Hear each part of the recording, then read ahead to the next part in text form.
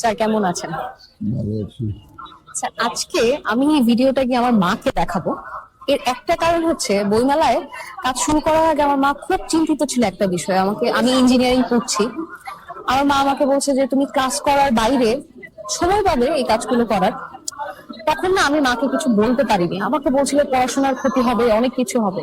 এবং আমি আপনাকে দেখলাম যে আপনি একজন ডক্টর, তার পাশাপাশি অভিনয় জীবনেও আপনার অনেকটা সময় পার হয়েছে। আপনি কিভাবে মেনটেন করেন? সময়টাকে কাজে লাগাতে হবে। আমি এখনো যেটা করি, একদম ভোর 6টা থেকে রাত্রি 2টা পর্যন্ত আমি সবটুকু সময় কাজে লাগাই। 6টায় আমি ঘুম থেকে উঠে রেডি হয়ে বের হওয়ার জন্য 1 ঘন্টা, তারপর আমি যে কাজে যাব সেখানে পৌঁছাতে 1 ঘন্টা, ঠিক ফিরবার সময় হয়তো আমি যখন কাজ শেষ করে ফিরবো, আসা যাওয়া মিলে 2 ঘন্টা। এর মাঝের পুরো সময়টাই কিন্তু আমি আসলে কাজে, সেটা হচ্ছে হয় চেম্বার, নয় অভিনয়, সংক্রান্ত দুটি কাজ। এর মাঝখান দিয়ে সংসারের দায়িত্ব পালন। তো এর বাইরে আসলে আমি অনেক জায়গার সদস্য, কিন্তু আমি যে ক্লাবে যাব, যেরকম আমি অফিসার্স ক্লাবের মেম্বার, সেখানে বছরে আমাকে শুধু গালিই খেতে হয়।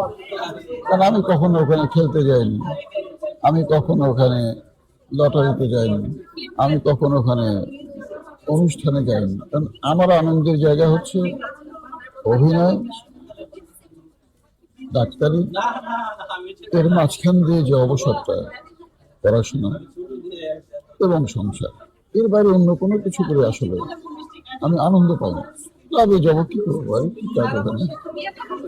আবার বাঁচার জন্য যেটা এক্সারসাইজ দরকার, সেটা ভোরবেলা উঠেই আমি ঠিক এখন আমাদের এই বয়সে 30 মিনিট হাঁটা একদম এসেন্সিয়াল। আমি 365 দিনের মধ্যে 360 দিন আমি হাঁটি।